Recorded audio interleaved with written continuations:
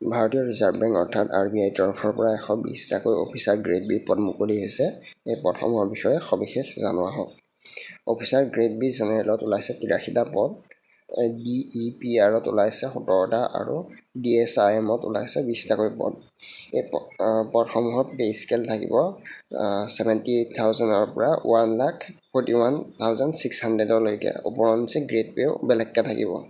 As limit দিয়া গৈছে জেনেৰেলৰ বাবে 21ৰ পৰা 30 বছৰ, ST SC 5 বছৰ, OBC 3 বছৰ, PWBD আনৰিজাৰ্ভে 10 বছৰ, PWBD OBC 13 আৰু PWBD ST আৰু ST 15 বছৰকৈ এজ ৰিলেক্সেশ্যন লাভ কৰিব। এডুকেশ্যনেল কোৱালিফিকেশ্যনত জেনেৰেল গ্ৰেড বি অফিচাৰ জেনেৰেলৰ বাবে গ্ৰেজুৱেশ্যন যিকোনো ডিচিপ্লিনতে থাকিলেই হ'ব, খালি জেনেৰেলে 60% মাৰ্ক পাব লাগিব আৰু SC ST PWBDয়ে 50% থাকিলেও এপ্লাই কৰিব পাৰিব।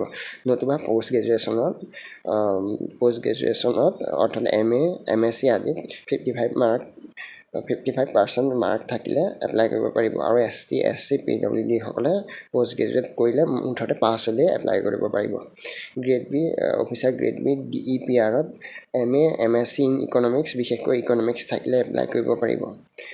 তেনেদৰে ডিজাইৰেবলত বিচাৰিছে যদি ইকনমিক্সত ডিগ্ৰী কৰা আছে বা ৰিচাৰ্চ কৰা আছে, তেনে ক্ষেত্ৰত তেওঁলোকক অগ্ৰাধিকাৰ দিব। এপ্লিকেশ্যন ফিজ হৈছে SC ST PWBD বাবে 100 টকা, OBC EWS আৰু জেনেৰেলৰ বাবে 850 টকা।